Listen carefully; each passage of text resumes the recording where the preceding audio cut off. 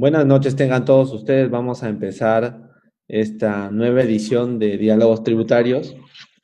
Hoy vamos a hablar de la actualización y las perspectivas tributarias en la Comunidad Andina de Naciones y tenemos un estupendo invitado que es Pablo Villegas Landazuri. Antes de empezar con nuestro tema, simplemente quería, como ya ha sido en otras oportunidades, agradecer a Rubén Saavedra, que es el decano del Colegio de Contadores Públicos de la Libertad, y al Grupo de Investigación y Desarrollo, Grupo de Investigación en Derecho Internacional Tributario de la Pontificia Universidad Católica, y a su coordinadora ejecutivo, que es nuestro querido amigo Raúl Vázquez, porque ellos son los que han inspirado y apoyan este trabajo que venimos haciendo semana a semana. Bien, hemos estado trabajando a lo largo de este tiempo, de estos meses, una serie de temas vinculados al derecho internacional tributario. Hemos tenido muchos invitados de muchas partes del mundo y hemos estado discutiendo los grandes problemas que aquejan a las distintas situaciones o aspectos del derecho internacional que tanto nos gusta en materia tributaria. Pero habíamos dejado sin abordar, ni siquiera en una perspectiva introductoria, la situación de la Comunidad Andina de Naciones, que como sabemos los que participamos de este grupo, que son Ecuador, Colombia, Bolivia y Perú, es una asociación que tenemos entre los cuatro países que está desarrollando un proceso de integración que dura muchísimos años ya y que entre las materias donde hemos intentado iniciar un proceso de armonización comunitaria ha sido la materia tributaria. En concreto, en el impuesto a la renta y el impuesto al patrimonio, tenemos una decisión, la decisión 578, y en los impuestos al consumo, las decisiones 599 y 600. Y además tenemos un tribunal andino que resuelve una serie de procesos y establece una doctrina jurisprudencial que debería ser aplicable en los cuatro países.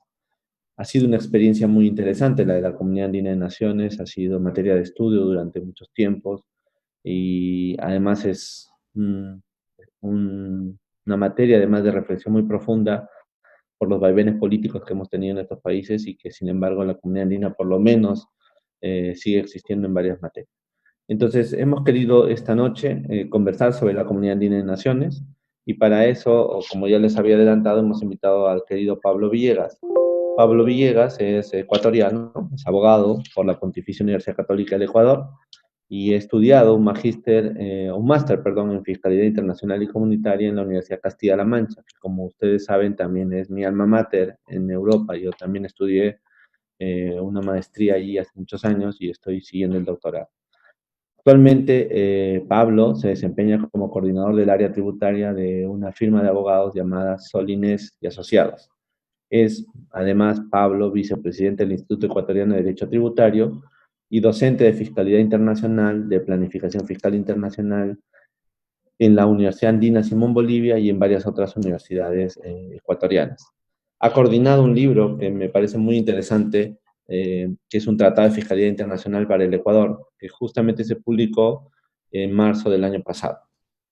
Yo no sabía, Pablo, de esto, pero ahora me he enterado que ha sido jefe del Departamento de Normativa del Servicio de Rentas Internas del Ecuador y además había sido miembro del equipo ecuatoriano de negociación de convenios para evitar la doble imposición durante varios años.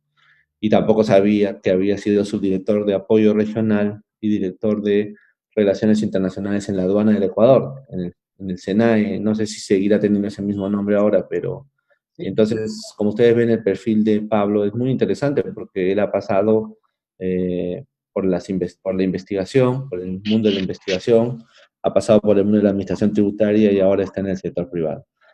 Bueno, y además es una buena persona, un cálido amigo y un recordado charlista y conversador en las reuniones.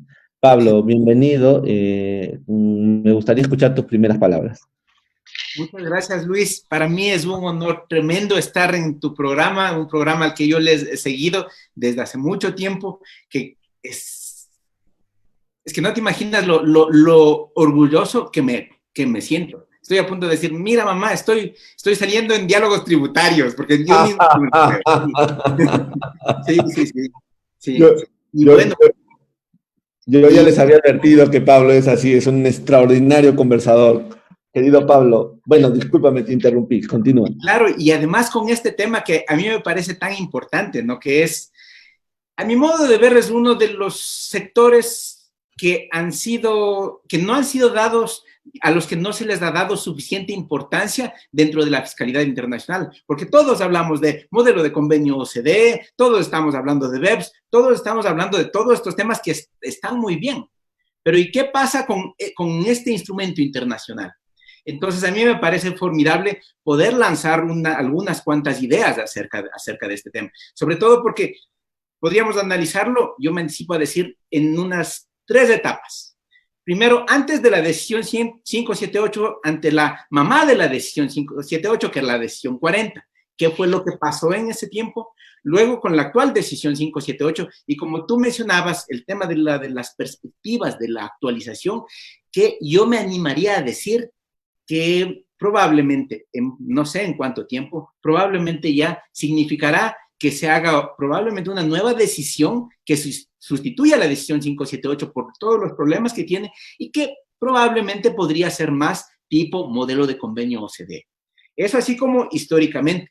Por otra parte, también hay que tomar en cuenta que cada uno de nuestros cuatro países tiene realidades distintas y cada uno tiene sus respectivos grupos de convenios para evitar la doble imposición, con lo cual para el contribuyente se le torna bastante complicado. Y yo quisiera que ese sea el enfoque, intentar ayudar al contribuyente a entender este instrumento. Estupendo, Pablo. Como tú eres ya un aficionado al programa, exactamente, yo quisiera que justamente lo que tú estás planteando es lo que hagamos. Necesitamos explicarle a nuestra audiencia un poco los alcances generales y luego, como tú dices, utilizar esa etapa. Me parece muy bien, la decisión 40, la decisión 588 y el futuro. Entonces, empecemos por el punto cero, digamos así. Cuéntanos un poco. ¿Qué es esto de un derecho comunitario andino? ¿Qué es exactamente de lo que estamos hablando? Bueno, ahí ya solemos tener el primer problema. Mucha gente suele hablar acerca de el convenio para evitar la doble imposición entre los países de la comunidad andina, cuando ahí no, realmente no es ese el término. Es la decisión 578, en este caso ya. Es una decisión de carácter comunitario. Por lo tanto, nosotros deberíamos verle que inclusive su naturaleza jurídica viene a ser distinta. En el caso de un convenio para evitar la doble imposición de carácter bilateral, se encuentran los dos estados son los que crean un instrumento internacional, ese nuevo instrumento, ese convenio para evitar la doble imposición, al cual se le va a dar se le va a dar un rango a nivel jerárquico, jurídico, se le va a dar el rango superior a la ley en términos muy generales, dependiendo mucho de la legislación que tengan esos países. En cambio, cuando nosotros nos encontramos con una decisión de carácter comunitario, significa de alguna manera una especie de ceder esas potestades para un organismo superior, para un organismo que es justamente es la comunidad andina. Entonces, a mi modo de ver, implicaría un rango inclusive superior al de los convenios para evitar la doble imposición. Y eso es algo que debemos tomarlo muy en cuenta porque suele haber esa confusión. Perfecto. Entonces, siguiendo con lo que tú estás planteando, tendríamos que decir que hay una diferencia conceptual muy fuerte entre lo que podríamos llamar el derecho comunitario y el derecho internacional, ¿no es cierto? Uh -huh. Eh, y que ahí tú has hablado de un par de conceptos en tu reflexión. En primer lugar, has comentado un poco que una de las características de esto que estamos hablando, de esta lógica, es que estamos ante un derecho que tiene como dos elementos, ¿no? El principio de aplicación directa del derecho, creo que a eso te referías, y el otro, el principio de la preeminencia del derecho comunitario sobre el derecho interno, ¿no es cierto? Podríamos decir que esos son los dos grandes pilares del derecho comunitario. ¿Estás de acuerdo con esa reflexión? Concuerdo totalmente. Ya. Entonces, en el principio de aplicación directa, que a veces nuestros países no lo han entendido, supondría que una norma de la comunidad andina debe aplicarse en nuestros países directamente, sin necesidad de un reglamento ni una ley interna que lo ponga en práctica, ¿no es cierto? Sí, ¿Esa es también la doctrina que impera en el Ecuador, en tu perspectiva? sí, efectivamente es así.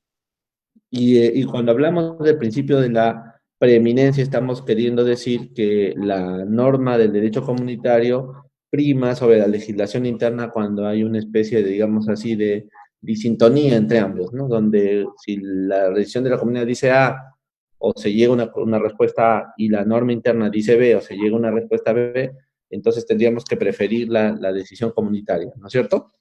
Efectivamente. El tema de lo de la preeminencia, yo lo suelo explicar en el sentido de que, tratando de utilizar las palabras más coloquiales, Ajá. con mis alumnos les suelo decir, la decisión mata la ley.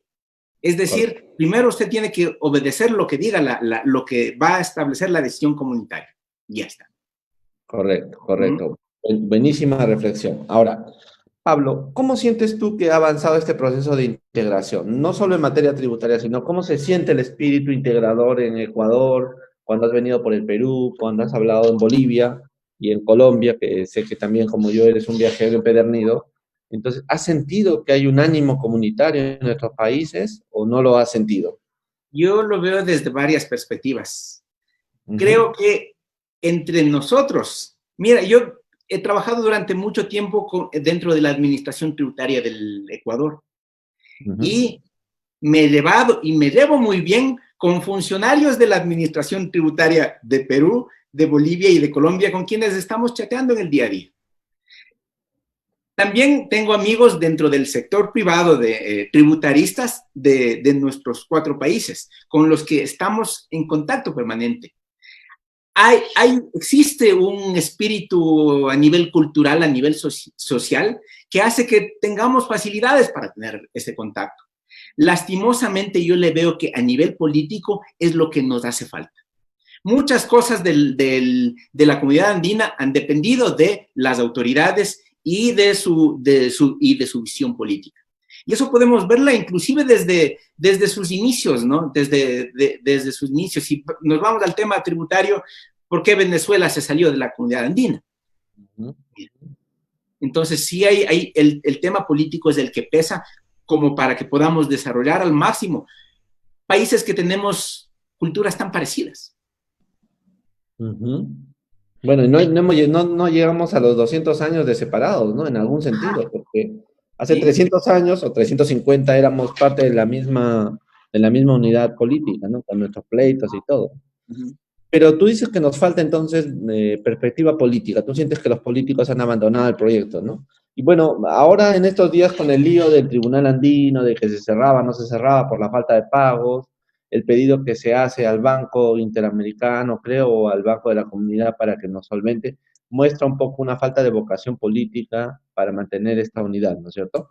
Sí, concuerdo con eso. Muchas veces depende de la visión política para que avancen o no avancen ciertos temas. Ujú, perfecto. Muy bien, entonces, tenemos una comunidad, no tenemos claro si los políticos quieren desarrollarla, pero el instrumento jurídico existe, hay un par de pilares que más o menos se están respetando y desarrollando. Entonces, metámonos ahora a hablar de la norma tributaria por excelencia en la comunidad. Pero antes, tú has hecho una muy buena alusión a los modelos de convenio, ¿no es cierto? Entonces, me gustaría empezar por ahí en primer lugar. Bueno, tenemos el modelo del convenio de la OECD, tenemos el convenio de la ONU, que en estricto los dos están diseñados sobre la base de residencia, y tenemos luego el modelo que la Comunidad Andina sacó junto con la decisión 40. Tú recordarás que la decisión 40 es acompañada de un modelo de negociación y de convenio que tendríamos que tener los países miembros de la Comunidad Andina, que ninguno cumplió. Bueno, Bolivia lo cumplió en alguno de sus convenios. Yo no sé si Ecuador y Colombia sí, pero Perú nunca lo cumplió en ningún caso. Entonces, ese modelo era un modelo sobre base de la fuente Ajá, y, era una y fuente a ultranza. a ultranza. Muy bien. ¿Tú crees que a la luz de los trabajos de la OECD, esta idea que subyace ese modelo vuelve a aparecer o desaparece? ¿Cómo lo estás viendo tú? Con supongo que tú estás haciendo referencia a los temas actuales, ¿no? Por ejemplo, Sí. ¿hasta qué punto podríamos entender que alguna gente dice, ¿no? Si a fin de cuentas todas estas propuestas de Google Tags, GAFA Tags, todo esto, nos será una especie de resurgir de la fuente, no de la fuente tal como la entendíamos de la manera clásica, sino una nueva especie de fuente. Hay algunos elementos que nos hacen ver que puede ser hay ciertos elementos en los que sí consideramos que puede ser una especie de fuente renovada, pero como todavía nos faltan elementos como para saber qué vendrá en el futuro, pues yo creo que con las últimas decisiones de los Estados Unidos puede pasar cualquier cosa. O sea, tú dices que el camino está minado para que cualquier cosa ocurra. Sí, ajá. Muy Sí, bien. sí, Entonces sí. tú tampoco abandonarías la regla de la fuente. Confiésanos, Pablo, tú eres entre los investigadores ecuatorianos que de fuente conceptualmente a nivel internacional, o ya tú te has decantado por el domicilio o la residencia. Bueno, a ver, yo Haz creo una que confesión. defender de manera estricta el principio de fuente viene a ser como, a ver, en la actualidad hemos encontrado que este sistema QWERTY, esta disposición de las letras en los computadores, en las máquinas de escribir, no es lo más efectivo. Pero ¿quién se atreve a cambiarlo? Eso mismo podríamos decir acerca del modelo de convenio de la OCDE. Probablemente no sea lo más adecuado y los mismos países miembros de la OCDE han considerado eso. Pero ¿quién va a cambiar? ¿Quién va a ponerle el cascabel al gato? Salvo ellos mismos. Entonces, creo que no deberíamos ir tan a ultranza, ni manejarnos por completo en fuente, ni manejarnos por completo en residencia. Mira, yo te voy a poner un caso. Defender el principio de residencia en el Ecuador, uno podría decir, pero ¿por qué defiendes el principio de residencia en el Ecuador cuando te convendría totalmente? Mira, nosotros tenemos en el Ecuador algunas ciudades en las que están llegando gente de la tercera edad de europeos. Y ellos están recibiendo sus pensiones de parte de Italia, de parte de Suiza. Entonces, ahí, ¿qué es lo que nos conviene? Pues nos conviene el principio de residencia, porque resulta que esa persona de la tercera edad italiano ahora ya es residente en Vilcabamba, ya es residente en Cuenca. Entonces, tampoco podríamos irnos a rajatabla a defender uno u otro principio. Además de que, por otro lado, también el tema de lo del establecimiento permanente viene a ser una especie de lucha por aplicar el principio de fuente, mira. Entonces, va a ser complicado que nos defendamos, que seamos tan blanco y negro. Correcto. Está bien, perfecto. Estoy de acuerdo contigo. Suscribo completamente lo que has señalado. ¿Qué te parece si me cuentas un poco cómo era la decisión 40? Porque lo que sí es verdad, Pablito, es que es un enorme acierto en su momento. Pensemos en el momento en que sale la decisión 40 y este modelo es un momento perfecto. El momento de América Latina era perfecto y tenía una complejidad y una serie de valores detrás muy importantes, ¿no? Cuéntanos un poco esto de la decisión 40. ¿Cómo la viste tú? ¿Cómo estaba estructurada? Para luego hablar de los cambios. Exacto, es que lo que tú dices a mí me parece genial, es que era el momento perfecto. Es cuando justamente uno se pregunta, ¿en qué momento se jodieron nuestros países, no? La pregunta de Vargas Llosa, sí, sí, sí. Exacto, exacto, sí. Entonces, si nosotros nos encontramos dentro de esa etapa 1970, 1975, cuando surge justamente esta decisión 40, el momento era el adecuado. Yo te digo, desde el lado del Ecuador, estábamos en el boom petrolero. El Ecuador yo creo que se veía como con un futuro maravilloso, ¿ya? En esa situación es que justamente se suscribe esta decisión 40 en la que, como tú mencionabas, se divide en dos temas. La primera, y que ellos le llaman así, convenio para evitar la doble imposición entre nuestros 4 países. Y en segundo lugar, un tema que a mí me parece bastante curioso es el anexo 2. El anexo 2 es una especie de, una especie de convenio modelo, el convenio tipo le llamaban, convenio tipo para evitar la doble imposición, para aquel caso en el que cualquiera de nuestros 4 países decida negociar un convenio para evitar la doble imposición con países que son fuera de nuestro grupo de los 4 amigos. Y mira, y como tú bien dices, un año después, a quien le toca negociar un convenio para evitar la doble imposición es a Bolivia. Y Bolivia, muy respetuoso de esta sugerencia, porque no era una obligatoriedad, y eso debemos de estar claros, ¿ya? Bolivia, muy respetuoso de eso, negocia un convenio con Argentina, y que también me parece que fue adecuado el hecho de que haya sido un otro país latinoamericano. Negociaron ese convenio utilizando como modelo el anexo 2. Es decir, también aplicaron este principio de fuente ultranza. El problema fue qué pasó luego. Porque una cosa era fácil para Bolivia negociar con Argentina. Solamente para contarte que también Argentina hizo un convenio modelo bajo mejor dicho, un convenio bajo este modelo con Chile, Ajá, Paraguay, sí. ¿no es cierto? Entonces en el Cono Sur estábamos extendiendo la idea. Bueno, te interrumpí un ratito, No, continúa por y favor. está muy bien, porque eso nos lleva a la siguiente conclusión. El país que más aplicó el anexo 2 de la decisión 40 no fue uno de nuestros 4 países, sino que fue Argentina. Así que si hay algún país al que debemos ponerle la carita feliz en la aplicación de nuestra normativa, no fue a ninguno de los 4, sino que fue a uno fuera del grupo. Estoy de acuerdo contigo. Ahora, avanzamos un poco y a mí me parece bastante interesante porque el siguiente convenio para evitar la doble imposición ya le tocó al Ecuador. Ya nos encontrábamos en ese tiempo, 6 años después, ya nos encontrábamos en más o menos 1980, 1982, que fue las negociaciones. Y toma en cuenta algo, Ecuador, país pequeño, en ese tiempo probablemente con ínfulas, porque estaban con el boom petrolero, ¿no? Pero era Ecuador.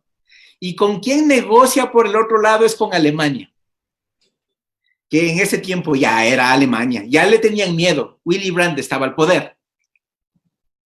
Entonces, ahí ya podemos imaginarnos qué fue lo que habrá pasado en ese momento, ¿no? Probablemente el grupo de negociadores ecuatorianos dijeron, mire, lo que pasa es que con nuestros amigos de la comunidad andina lo que buscamos es aplicar este anexo 2 de principio de fuente para negociar, así que aquí está nuestro modelo de convenio.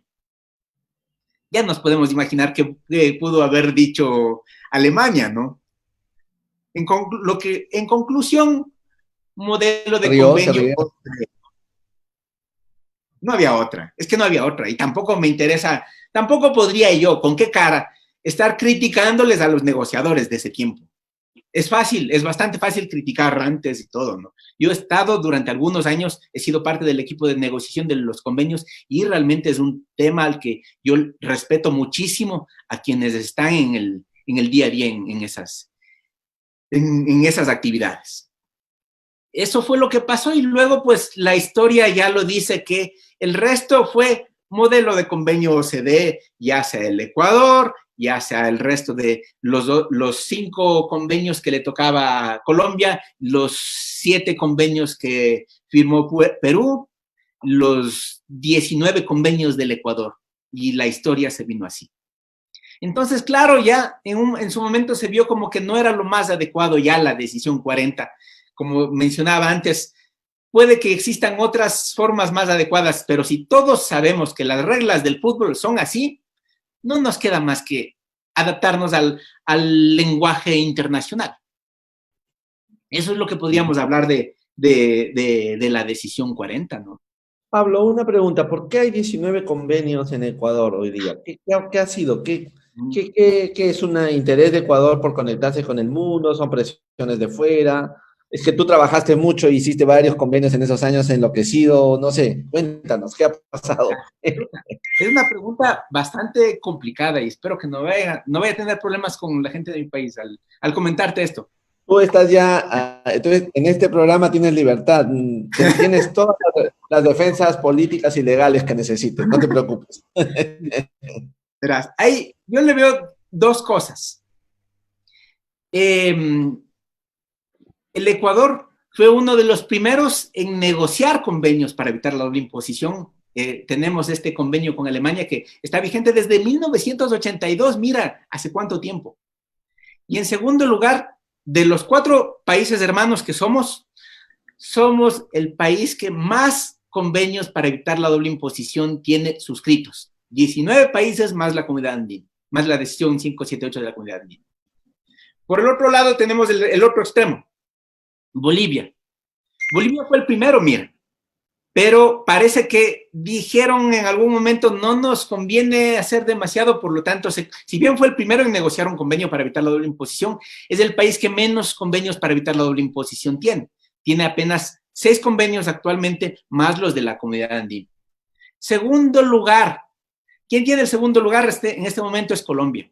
Pero Colombia se demoró bastante tiempo. Recién empezaron a negociar sus convenios y a volverlos a que se encuentren vigentes. Es con España en el 2008, mira. Hace apenas 12 años. Y en esos 12 años ha sido vertiginoso el tema de la suscripción y negociación y puesta en vigencia de los convenios. De lo que veo yo, en el caso de ustedes, pues ustedes han estado en una posición, yo diría, moderada, ¿no? Exacto. En el que lo que veo es que han empezado un poco antes que Colombia, el primer convenio entiendo que es con Chile, corrígeme por favor, todo lo que yo esté diciendo de incorrecto, ¿ya? Chile y Canadá.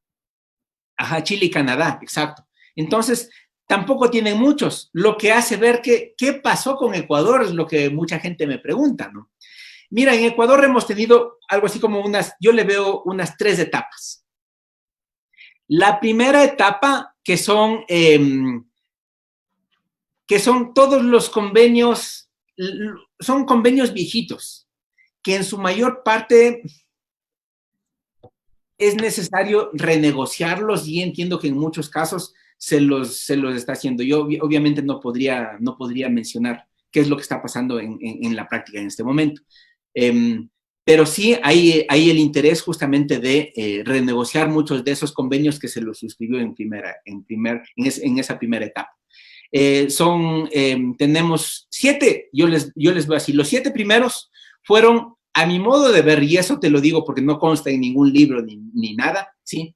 Porque el Ecuador, con el tema de lo del boom petrolero, creyó que podía hacer, que se creyó poderoso, ese es el tema. Entonces, a nivel político fue así como, vamos, vengan, podemos negociar. Lo cual podría ser discutible, ¿no? Bueno, tiene sus pros y sus contras. Esa primera etapa de los convenios antiguos que se necesitan renegociar porque todo ha cambiado desde ese entonces. Tenemos algunos convenios, mira, en los que uno dice, ¿para qué se negoció con ese país? Tenemos el caso de Rumanía. Y uno dice, ¿por qué el Ecuador negoció un convenio con Rumanía? De lo que me cuentan, de lo que he podido investigar acerca de ese caso, es que entiendo que hubo en su momento inversionistas rumanos que hablaron con las autoridades de ese entonces, no sé quién, eso es hace muchos años, ¿ya? Y lo que pidieron es, para efectos de realizar esa inversión, que se negocie un convenio para evitar la doble imposición. Se negoció el convenio para evitar la doble imposición, entró en vigencia, pero la inversión no llegó. Entonces, es eso, ¿no? Okay. Ese es como que el primer grupo. El segundo grupo nosotros tenemos en los que estos abarcan desde el 2000 más o menos hasta el 2004. Tú le ves históricamente y encuentras eso. Son como demasiado, hay espacios en los que no ha habido nada. Yo me aferro a eso para hacer este análisis, ¿ya?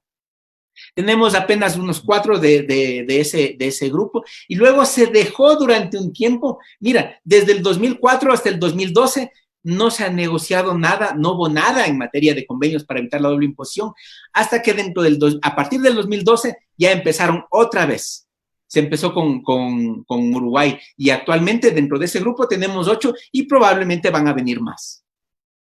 Entonces, si tú me preguntas qué es lo que pasó a nivel técnico, pues no creo que hayan demasiadas razones a nivel técnico, más son a nivel político, en primer lugar.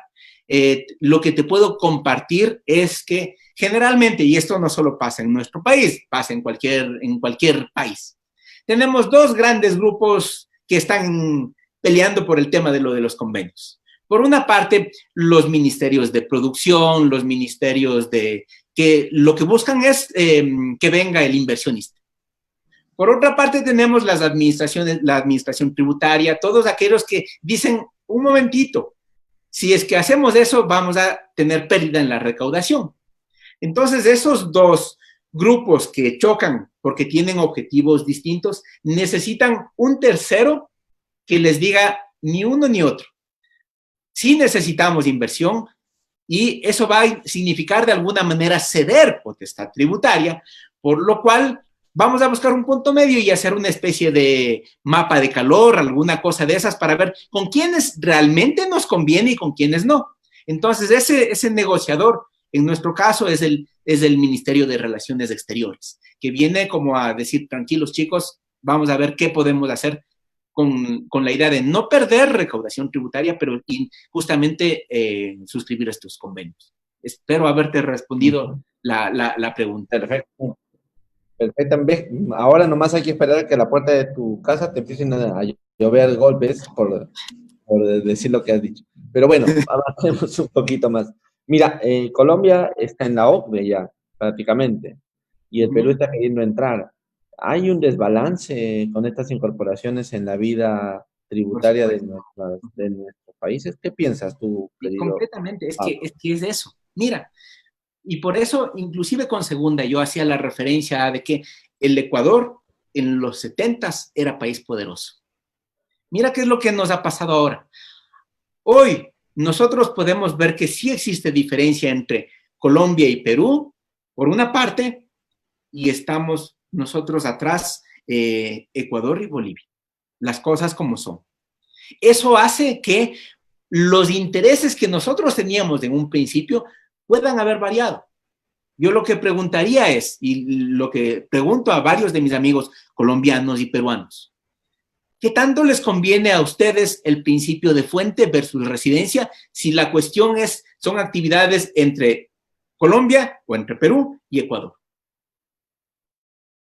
Han cambiado la situación. Entonces, eso hace que tengamos intereses distintos. Bueno, también hay que ver que, de alguna manera, el tema de Ecuador y Bolivia, por ejemplo, nosotros vemos en el Acuerdo de Cartagena que sí hay normas especiales enfocadas en intentar ayudar, darles un poco más de ayuda a Ecuador y Bolivia. Pero sobre todo ahora, yo creo que hemos visto que hay cada vez más diferencia. Ojo, yo creo que eso no significa que no tengamos intereses comunes. Simplemente yo creo que las nuevas negociaciones, y no me estoy refiriendo solo al tema tributario, las nuevas negociaciones van a venir en el sentido de que, ¿qué es lo que les interesa tanto a Colombia como a Perú? Hay muchas cosas, sea como sea, por pequeño que sea el Ecuador, es un mercado. Y nosotros vemos la cantidad de transacciones que se dan en nuestros países. Hay el espacio. Más allá del tema de que nuestras autoridades políticas puedan estar tomando decisiones, nosotros vemos que tengo amigos que han decidido irse a trabajar a Perú y tengo algunos amigos peruanos que están viviendo aquí, que están trabajando aquí y que son amigos nuestros, ¿no?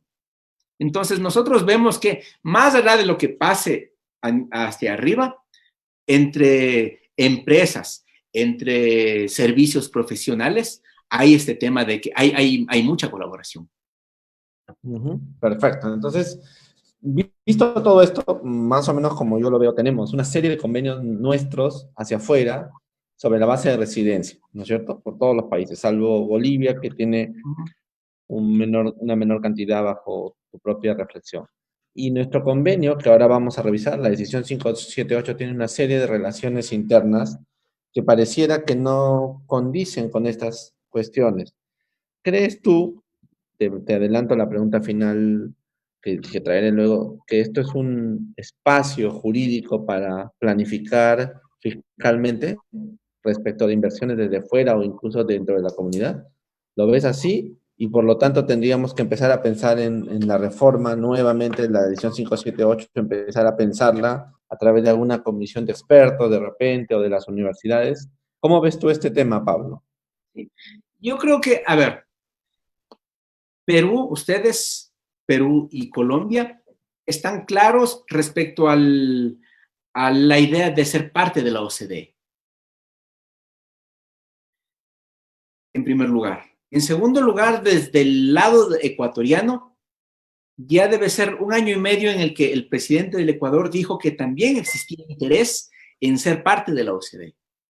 Sin embargo, en nuestro caso, la situación es un poco más complicada. Bueno,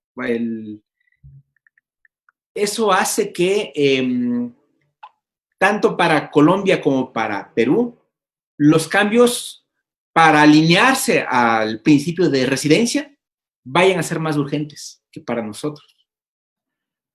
Lo que va a significar, y no es un tema de predicción ni nada, lo que va a significar es que de alguna manera, desde la OCDE, a ustedes les mencionen que exista cierta uniformidad en el tema de los convenios para evitar la doble imposición. Y es muy probable que, probablemente en primer lugar Colombia y luego ustedes, que se busque reformar la decisión 578. Perfecto. Está bien. Entonces creo que hemos hecho una muy buena primera parte de entendimiento de todo este asunto, especialmente para los que nos siguen desde fuera de la comunidad. Ahora me gustaría meternos ya directamente en la decisión 578, si te parece. La primera cuestión que surgió en relación a la decisión 578 en el Perú, Pablo, y quería preguntarte si eso surgió en Ecuador y si tienes alguna data de los otros dos países, es el tema de la constitucionalidad de esa decisión. ¿Por qué? Porque se planteó así quienes decían que esto es inconstitucional, ¿no? Primero, que sería inconstitucional en su totalidad o sería inconstitucional solamente las disposiciones mediante las cuales se ejerza facultad legislativa tributaria, como por ejemplo el artículo 3 de la decisión, en la parte que establece que se consideran rentas exoneradas las que no están grabadas en un estado cuando están grabadas por el otro en aplicación del convenio, ¿no? O de la decisión, perdón. Entonces, lo que se sostenía aquí era que como el artículo 74 de nuestra Constitución establece un principio de reserva legal para la creación, modificación o extinción de tributos, esto no podía darse por una decisión, porque la decisión lo que en teoría debería estar haciendo como, digamos, como una norma para evitar la doble imposición es acordar una, digamos, distribución de potestades, pero de ninguna manera el establecimiento de reglas directas. Esa fue la posición. Por otro lado, aquí había gente que defendía la constitucionalidad, sosteniendo bajo el siguiente argumento, fíjate, la decisión 578, al ser una norma supranacional, se ha integrado a la legislación interna y vincula al Perú sin que la legislación nuestra en el Perú pueda utilizarse como pretexto para el incumplimiento de esas disposiciones. Entonces aplicaban el criterio de prevalencia de los tratados sobre las normas internas. Y de manera que las normas internas, como tú dijiste hace un rato, no logran la prevalencia, ¿no? Entonces, me gustaría saber si tú tienes esa cuestión allá en el Ecuador y especialmente porque tú y yo lo sabemos, pero capaz los que nos están siguiendo no. Hay un principio de aplicación directa del que estuvimos hablando, según las cuales las normas del sistema andino, sin perder su naturaleza comunitaria, se integran formalmente al derecho interno de los estados, ¿no es cierto? Sin ningún tipo de acto de aprobación por parte de estos. Eso está claramente establecido en la decisión 472, que expresamente señala que las decisiones del Consejo Andino de Ministros de Relaciones Exteriores o de la Comisión de la CAN son directamente aplicables en los Estados miembros a partir de la fecha de su publicación en la Gaceta Oficial del Acuerdo, a menos que se señale expresamente lo contrario, ¿no es cierto? Entonces, ¿tú sientes que este principio de aplicación directa de las decisiones genera en materia tributaria alguna vulneración constitucional en Ecuador? ¿No sientes que existe tal vulneración? ¿Cómo te haces parte en este debate que te estoy contando que ocurrió en el Perú? ¿Existió en el Ecuador, Pablo? Mira, yo he revisado lo que se ha escrito de ese tiempo y no he encontrado eh, argumentos que vayan en contra de la constitucionalidad de la incorporación de la decisión 578. Así que eso no ha habido. Desde nuestro lado, el tema de la preeminencia de la norma comunitaria así no ha tenido problemas. Sin embargo, lo que sí podría añadir a lo que tú habías mencionado es qué pasaba con la decisión 40. ¿Por qué? Porque en ningún momento en la decisión 578 se derogó de la decisión 40. Entonces, durante ese tiempo sí hubo la discusión a nivel doctrinario de si persiste o no persiste la decisión 40.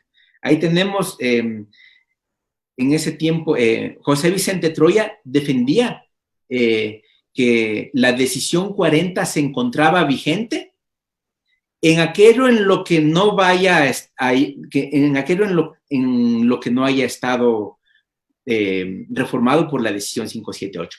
Sin embargo, eso en su mayor parte quedó únicamente a nivel doctrinario nada más. Ya en la práctica todos acataron lo que mencionaba la decisión 578. O sea, nunca hubo ese problema en Ecuador. No. Sí, es verdad, ahora que recuerdo, el Ecuador es más decisionista que el resto de lo, bueno, Colombia también. Ya, perfecto. Entonces abordamos esa primera cuestión. Ahora pasemos a la segunda idea que quería yo plantearte en este collage de primeros asuntos sobre la decisión 578, ¿no? Hemos dado vueltas sobre la decisión 40 y cómo fue estructurada, y ahora hablamos de la decisión 578. Empecemos por algunos problemas de definiciones. La decisión tiene algunas indefiniciones terminológicas que pueden generar supuestos de doble no imposición. Voy a plantear tres ejemplos, ¿ya? Por lo menos de los que me recuerdo yo. En la definición de residencia habitual, por ejemplo, ¿no? El artículo 2 de las definiciones generales establece que para los efectos de la decisión, una persona física o natural será considerada domiciliada en el país miembro en que tenga su residencia habitual. ¿Correcto? Ese es el concepto. En el caso peruano,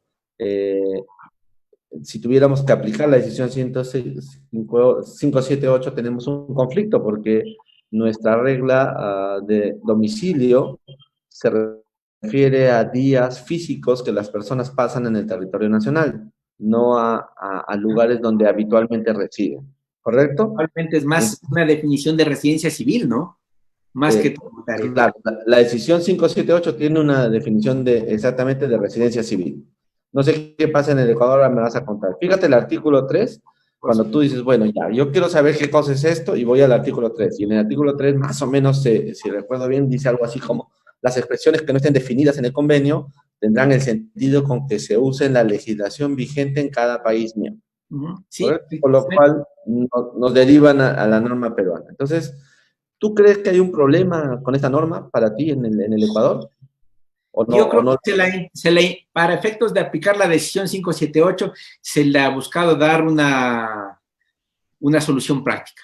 Mira que justamente este es uno de los temas que más suelen llamar la atención a quien revisa la decisión 578. Yo preguntaba anteayer en LinkedIn, les decía, amigos, si tienen preguntas acerca de la decisión 578 pueden hacerla. Y un amigo me puso justamente este tema. Me dice, ¿qué pasa con lo que dice personas domiciliadas? Entonces, no es el tema de residencia fiscal. Y justamente si nos vamos a las definiciones, encontramos, como tú mencionabas, lo que se habla es de que es domiciliado quien tiene su residencia habitual. Entonces, ¿qué es residencia habitual? Te cuento lo que pasa en mi país. En el año 2004, que fue cuando se negoció, cuando se habló de el tema de la decisión 578, no teníamos nosotros una definición de residencia fiscal. Nosotros nos hemos demorado un poco en incorporar la terminología que se utiliza a nivel internacional. En ese tiempo no se hablaba de residencia fiscal. Recién la definición de residencia fiscal en la ley se le incorporó en el 2014, mira, recién hace apenas 6 años. Entonces, imagínate los problemas que podría haber pasado ahí, ¿no? ¿Qué es lo que teníamos? Teníamos, no en la ley, sino que en el reglamento, una definición. Y la definición decía domicilio o residencia habitual de personas naturales. Entonces, ¿qué es lo que pasó? En ese tiempo, si le tomabas en cuenta que decía domicilio o residencia habitual, y ahí decía de los 183 días, para nosotros con eso ya le cubríamos ese caso. Porque lo que se decía es que hay una norma, a pesar de que esté solo a nivel reglamentario, que dice que residencia habitual es 183 días. Así que se consiguió de alguna manera taparle, se podría decir. Ujú. Porque mira, fíjate, si tenemos la misma idea, tanto en el Ecuador como en el Perú, podríamos llegar a una situación como esta. Quiero ponerte un ejemplo de esta primera situación, ¿no? Si la regla de régimen comunitario dice lo que dice, fíjate esta situación. Llega un español, por poner un caso de, los dos hemos hecho la maestría en España, llega un Ecuador y perdón, un español y permanece en el Perú o en Ecuador más de 6 meses, ¿ok? Pero su familia reside en España.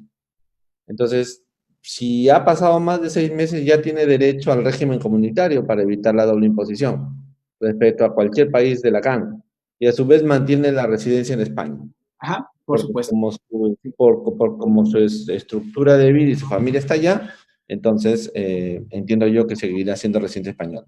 Entonces, ante un supuesto de doble no imposición, creo yo, debería entenderse que el artículo 20 es una cláusula de cerrojo de estas cosas, ¿o no? ¿Tú qué dices?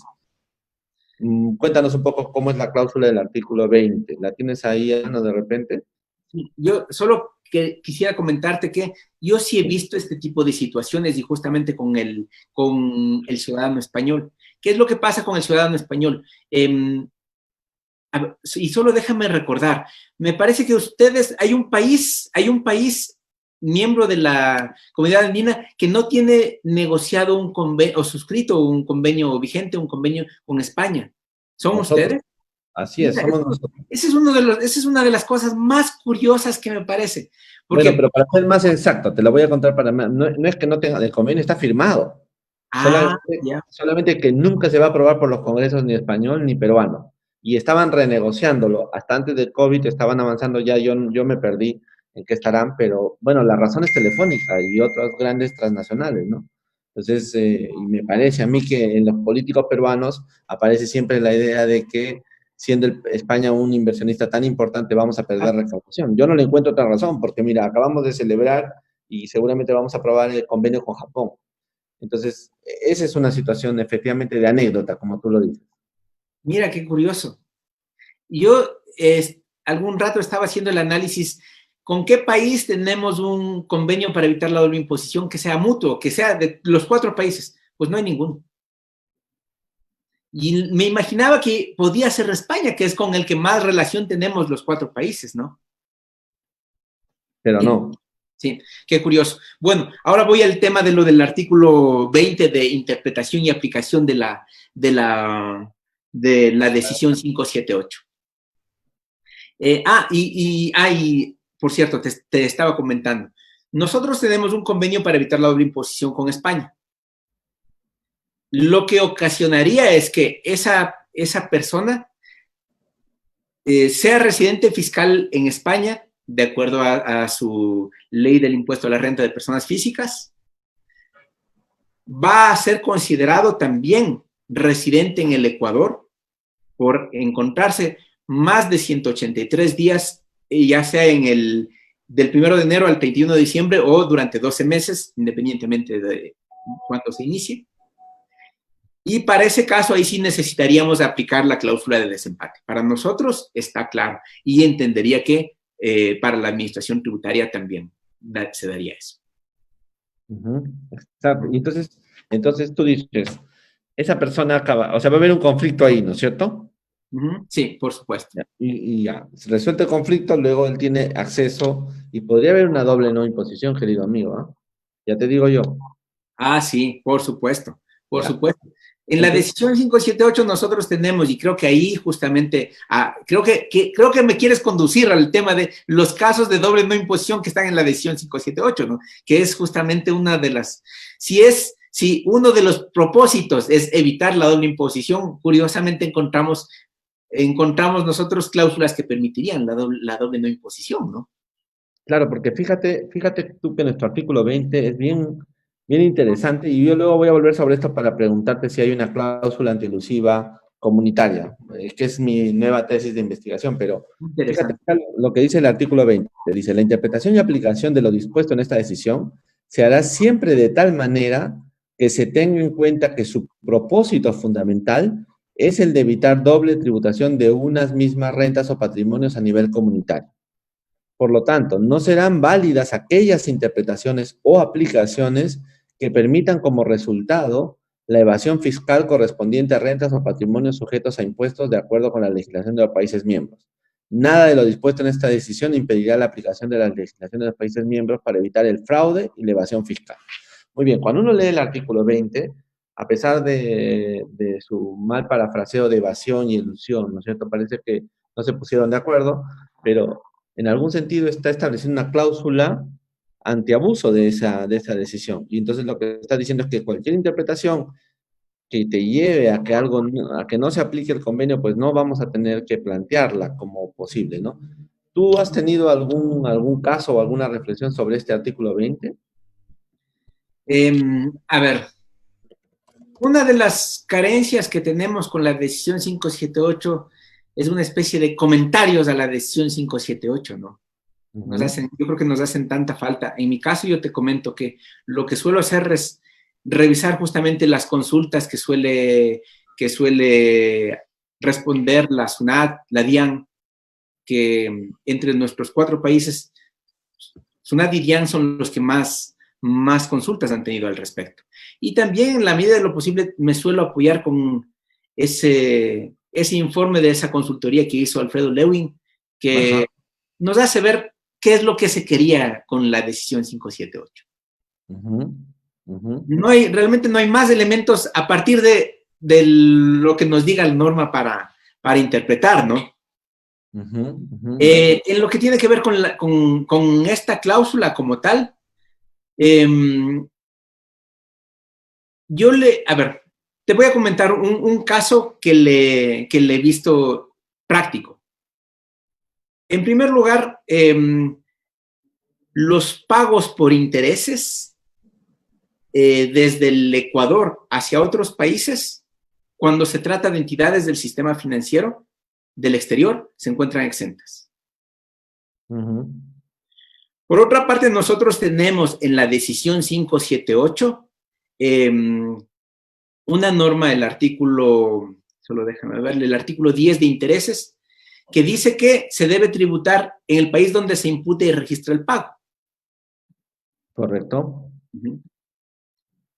Eso significaría, a mi modo de ver, que se crea si lo que tú estás buscando es el tema de que puede crearse una situación de doble no imposición a partir de esto. Ujú, ujú. O Entonces sea, te escucho, te escucho. tenemos el artículo 11 y por otra parte tenemos el tema, el artículo 20, que nos habla el artículo 20 que nos habla de la interpretación. Ahora, visto así, parecería que no es un tema, y esto solo es un tema mío, parecería que si es el mismo Estado el que renuncia es el mismo Estado el que renuncia a recaudar, a mi modo de ver, no se podría hablar de evasión o de elusión fiscal en este sentido. Por lo tanto, a mi criterio, en aquellos casos en los que, como resultado de la aplicación de la decisión 578 y la normativa tributaria interna de alguno de nuestros 4 países que considera que se encuentran exentos, a mi modo de ver, no podríamos hablar de que se lo deba cobrar. Para mí, esa es una de las razones por las que es necesario reformar la decisión 578 para efectos de incorporar normas tipo switch off, alguna de esas cosas que digan que si un Estado renuncia a recaudar, renuncia a su potestad tributaria, le corresponderá al otro país el tema de esa potestad tributaria a la que renunció un país. Y nosotros vemos que hay varias cláusulas que han hecho eso, ¿no? En la decisión 578, que permiten eso. Ya, entonces tenemos una idea de residencia habitual, más o menos complicada. Tenemos una cláusula del artículo 20 que mezcla evasión con elusión. Tenemos una regla como la que tú estás planteando. Ahora vamos, por ejemplo, en el artículo 6, en esta ronda de temas de indefiniciones, ¿no? Cuando el artículo 6 habla de los beneficios de las empresas, habla de los beneficios resultantes de las actividades empresariales solo serán grabados por el país miembro donde éste se hubiera efectuado. Habla beneficios de actividades empresariales. ¿A qué se refiere con beneficios? Ingresos, rentas. ¿Qué te parece a ti? Ok, para mí parecería que es una visión amplia. A ver, antes de eso, yo sí quisiera mencionar algo. Yo considero que existen varias indefiniciones terminológicas, que existen varios temas que requieren ser actualizados y que en muchas ocasiones solo será, lo que yo te diga será solo al final mi opinión como Pablo Villegas, ¿no? Claro. Es lo que debemos tomar en cuenta. Para efectos para cubrirme de que en algún momento vayan a estar entrando las fuerzas del orden del Estado ecuatoriano. Ok. Bueno, ya. En lo que tiene que ver con beneficios de las empresas, tomemos en cuenta que tampoco hay una definición de beneficios de las empresas en el modelo de convenio OCDE. Es verdad. Entonces, nosotros bien podríamos decir que debería entenderse, a ver, y me voy a salir un poco de la decisión 578 para ver cómo se le ha interpretado en el modelo de convenio de la OCDE, que puede ser útil, ¿no? Beneficios de las empresas, se lo habla de una manera muy general, los beneficios empresariales. Sin embargo, por ahí nosotros tenemos algunos casos en los que no necesariamente se les considera, algunos casos en los que, por ejemplo, que aquello que no es renta, tenemos cláusulas específicas. Aquí, en este caso, ¿qué deberíamos entender con beneficios empresariales? Nosotros, al no tener esta cláusula que hable de esta otra cláusula adicional, a mi modo de ver, se debería entender de manera amplia. Por lo tanto, entrarían rentas, entrarían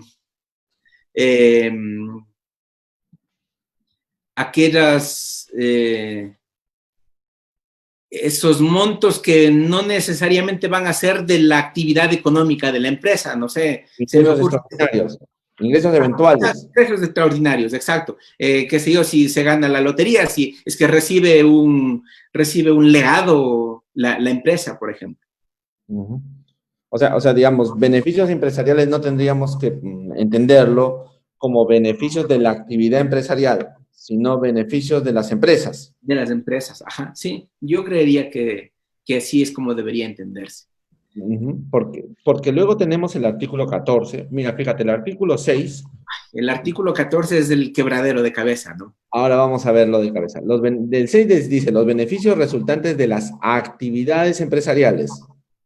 O sea, se refiere a la actividad, ¿no es cierto? La actividad empresarial y a sus beneficios. Pero cuando vas al 14, el titulejo empieza, beneficios empresariales por la prestación de servicios técnicos, asistencia técnica y consultoría.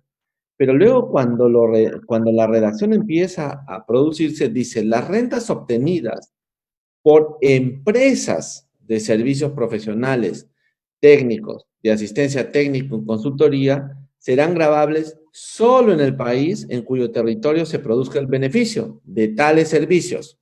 Ujú. Salvo prueba en contrario, se presume que el lugar donde se produce el beneficio es aquel en que se imputa y registra el correspondiente gasto.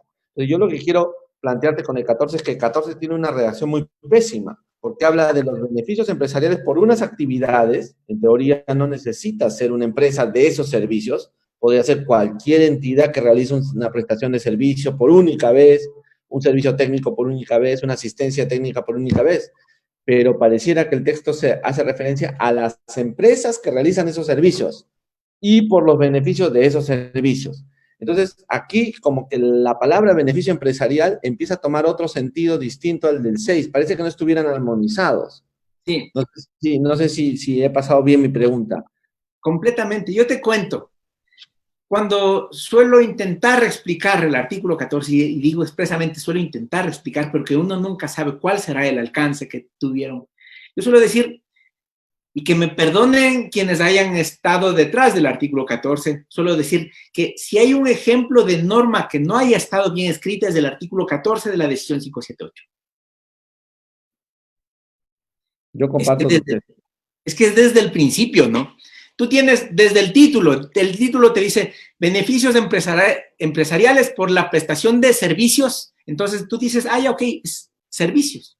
Pero luego dice servicios técnicos, asistencia técnica y consultoría. Entonces dices, ah, una cosa ha sido los servicios, otra cosa han sido los servicios técnicos. Parece, si ya en el título te llamaba servicios, se entendería que son todos los servicios. Entonces ahí ya nos toca intentar interpretarlo un poco y ya no le vamos a hacer caso al título, sino que le vamos a hacer caso al contenido. Y ahí en el contenido ya no pone la palabra servicios, ya nos menciona específicamente todos estos 4 casos que tú muy bien señalas, que son servicios profesionales, no ha sido todos los servicios. 2, servicios técnicos, que están definidos, y yo tal vez me voy a adelantar un poco, están definidos a través de una interpretación prejudicial.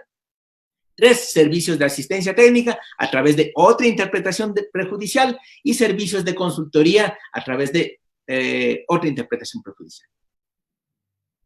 Entonces ahí a quien debemos dar las gracias. Interpretaciones. Ajá, sí, sí, sí. A quien debemos dar las gracias, quien algo nos ayuda a entender este texto es justamente al Tribunal de Justicia de la Comunidad Andina. Sin eso nosotros no tendríamos cómo hacer. Y justamente ahí salió un caso bastante polémico que más bien lo voy a comentar después, porque entiendo que vamos a hablar acerca de eso, ¿no? No, pero si quieres puedes comentarlo ahora un poco para aprovechar de nuestros invitados. El artículo 14 tiene, digamos, para los que no escuchan, tiene dos espacios. El primero es a quién se aplica y luego cuál es la regla de distribución. Entonces, ahorita estamos hablando de a quién se aplica. Entonces, tú has dicho bien que el Tribunal Andino ha ido tejiendo una doctrina en torno a qué es asistencia técnica, qué es consultoría y qué son servicios técnicos. Y también ha tenido una regla de que ha señalado que esto se aplica a las empresas de servicios. No se refiere a cualquier entidad que se refiera, que realice estas actividades per se. Entonces, cuéntanos un poco esa jurisprudencia, querido Pablito. Aprovechemos este momento, si Ok, fueras tan amable. por supuesto.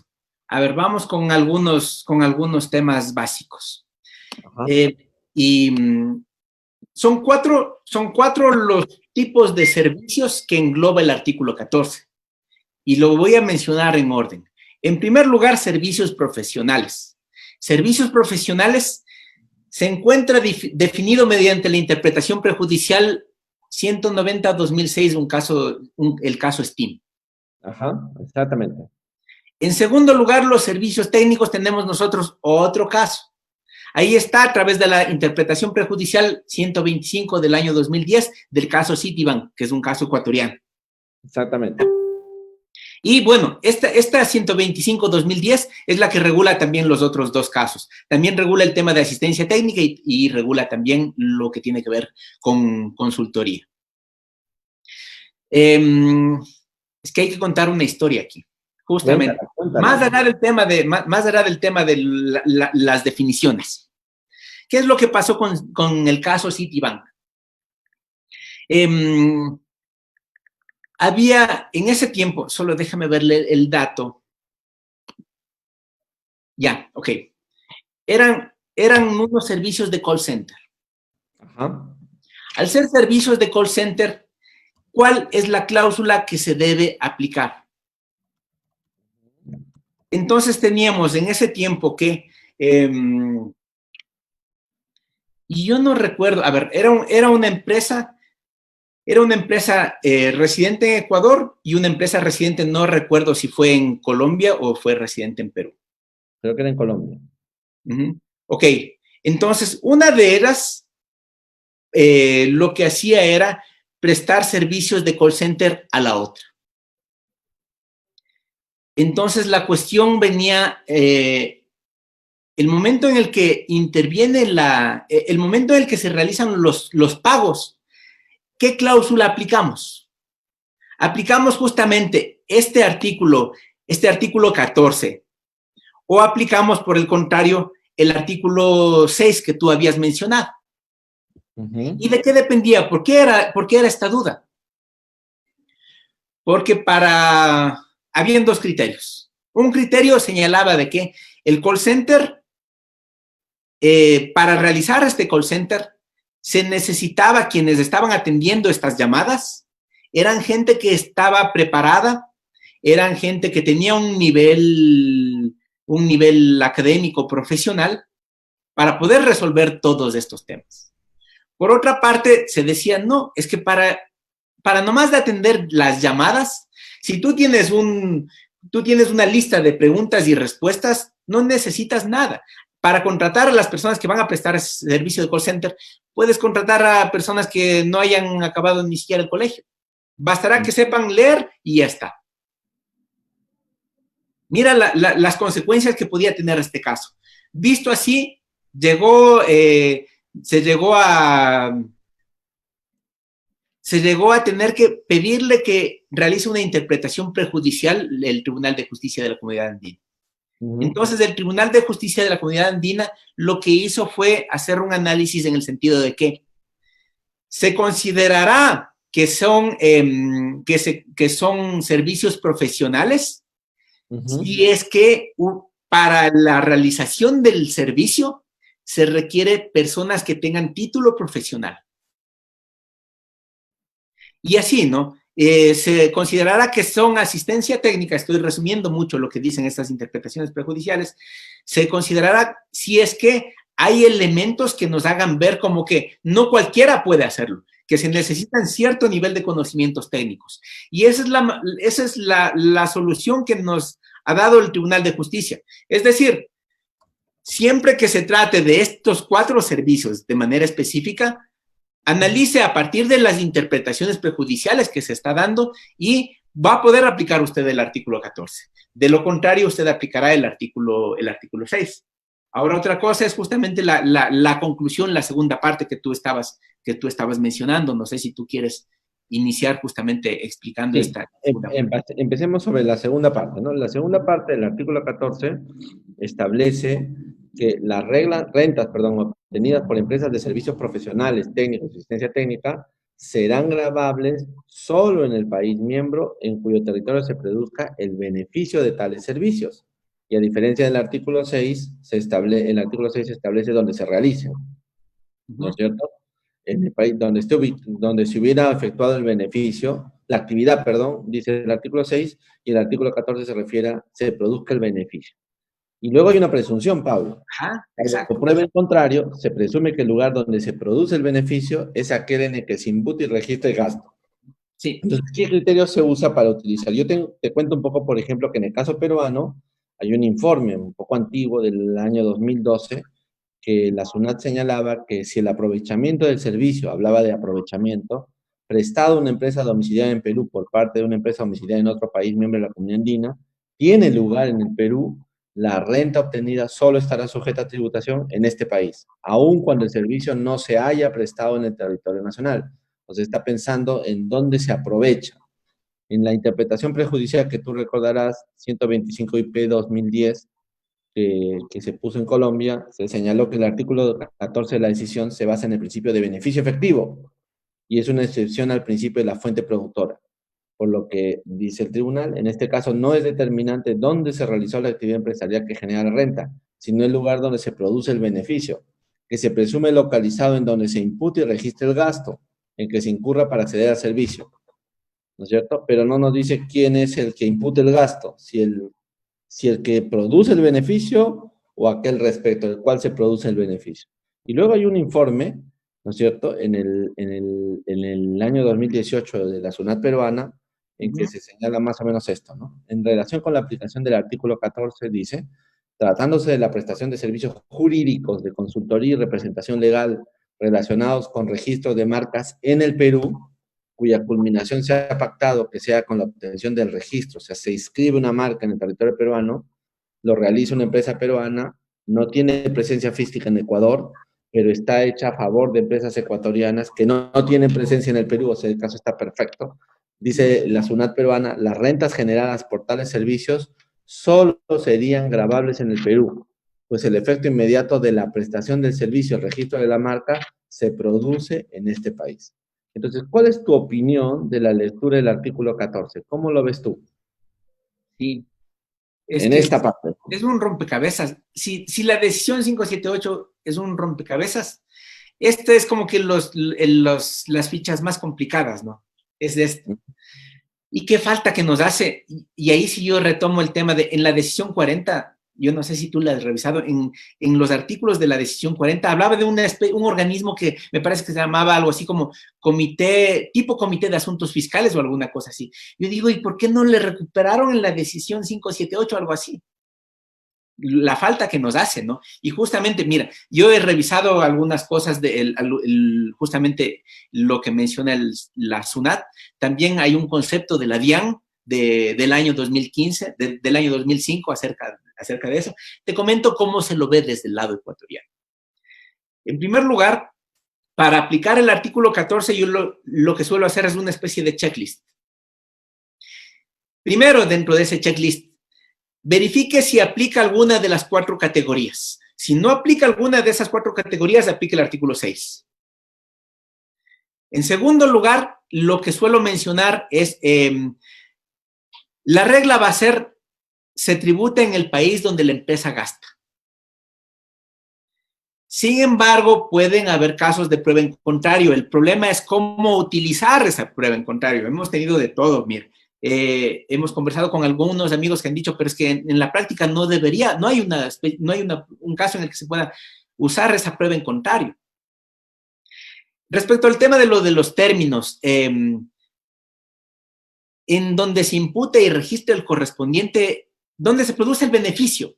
¿Quién se ven? Vamos, y voy a ir inclusive a algo que tal vez les va a parecer demasiado obvio. ¿Quién se beneficia de un contrato? Pues nos beneficiamos los dos. Entonces, realmente ese tema de lo del beneficio como tal no es suficiente. Luego, donde se produce el beneficio del servicio, ahí ya nos ayuda un poco más, ¿ya? Para este caso del salvo prueba en contrario, suelo mencionar yo un caso específico. Este caso es el siguiente.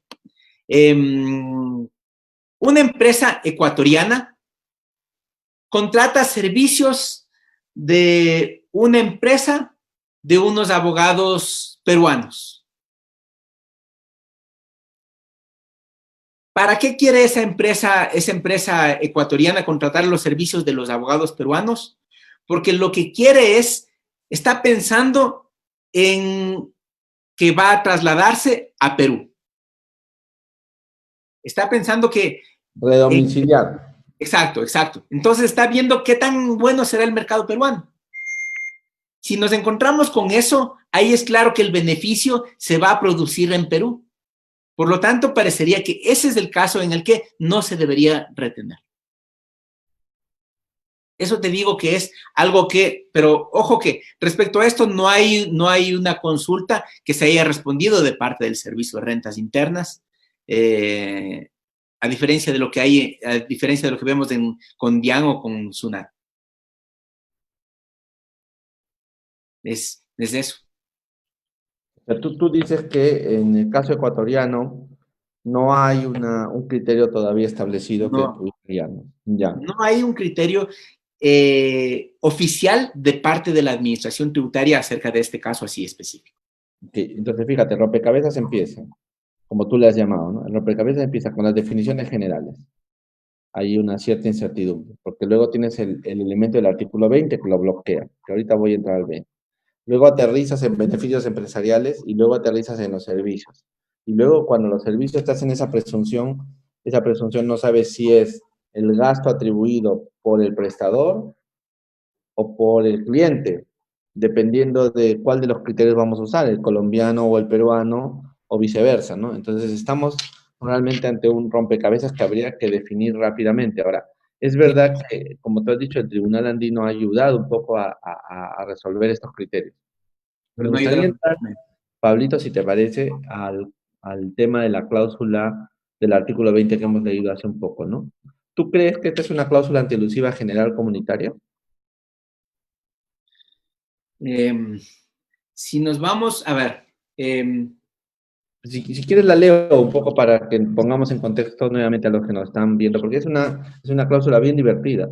Dice, mira, la interpretación y aplicación de lo dispuesto en esta decisión se hará siempre de tal manera que se tenga en cuenta que su propósito fundamental es el de evitar doble tributación de unas mismas rentas o patrimonios a nivel comunitario.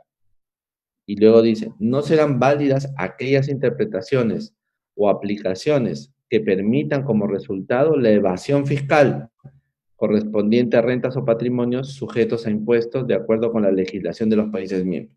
Y termina diciendo, nada de lo dispuesto en esta decisión impedirá la aplicación de las legislaciones de los países miembros para evitar el fraude y la evasión fiscal.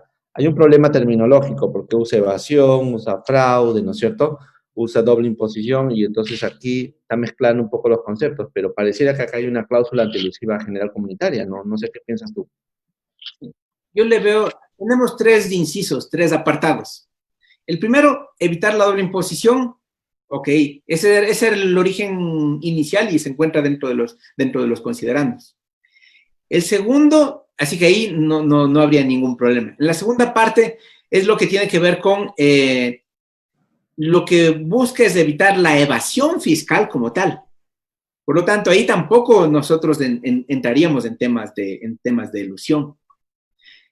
Mientras que en la tercera parte, ahí sí dice, nada de lo dispuesto impedirá la aplicación de las legislaciones para evitar el fraude y la evasión fiscal. El problemita parece ser más bien qué es lo que entendemos como fraude fiscal. Si le consideramos como más que una cláusula antielusión, es como una norma que nos permite acudir a las normas antielusión internas que tenemos, ¿no?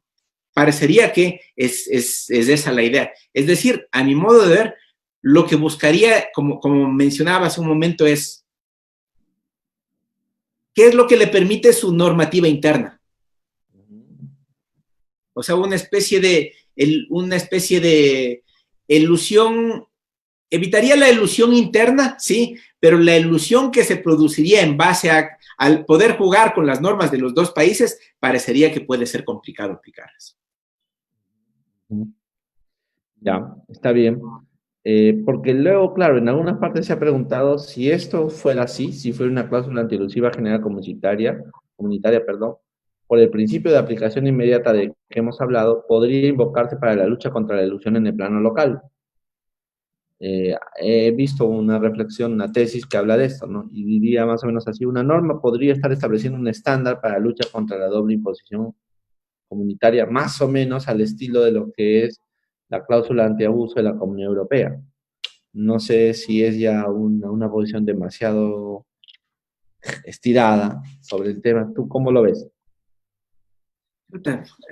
Yo le veo complicado, le veo bastante complicado, tal como se encuentra la defectuosa redacción. Okay. Entonces tú dirías que en virtud a lo defectuoso no podríamos avanzar más. Está bien. Vamos entonces al concepto siguiente de estas indefiniciones de las que estamos hablando, del concepto de establecimiento permanente.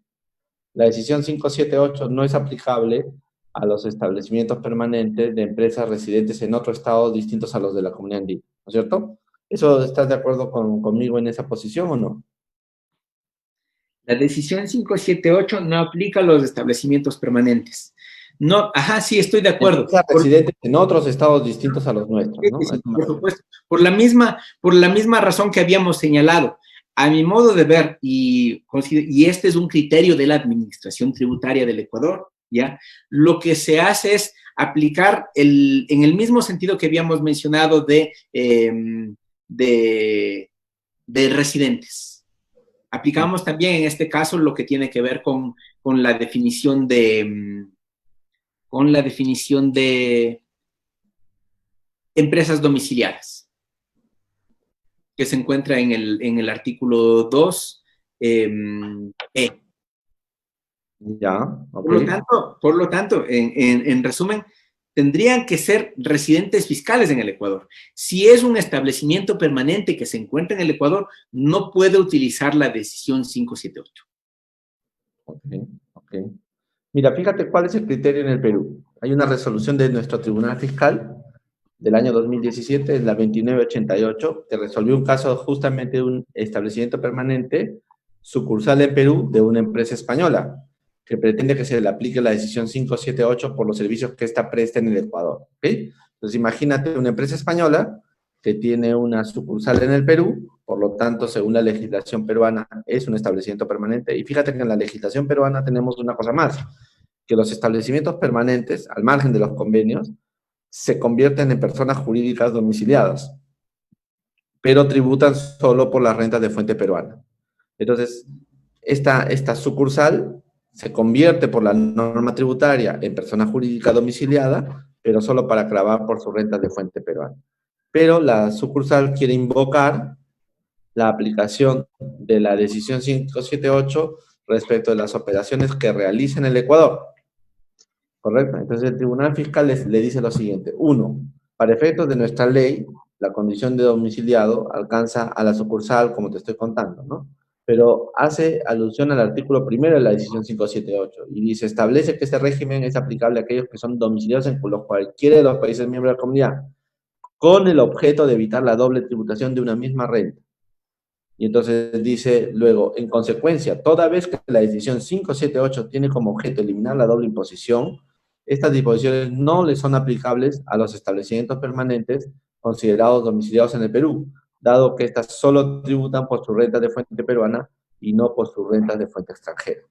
Entonces, con lo cual, está en algún sentido replicando la idea de los convenios para evitar la doble imposición del modelo OCDE que dice que no se les aplicará esos convenios a aquellos residentes que solo graben por sus rentas de fuente nacional, ¿no? ¿Has tenido algún caso así como de esta empresa española en tu conocimiento o no? En aplicación de la decisión 578, no. Yo quería consultarte un tema. Y ustedes, en el caso, para la aplicación de los convenios para evitar la doble imposición, cuando es un establecimiento permanente, ustedes, no puede el establecimiento permanente aplicar los convenios para evitar la doble imposición con otros países, ¿verdad?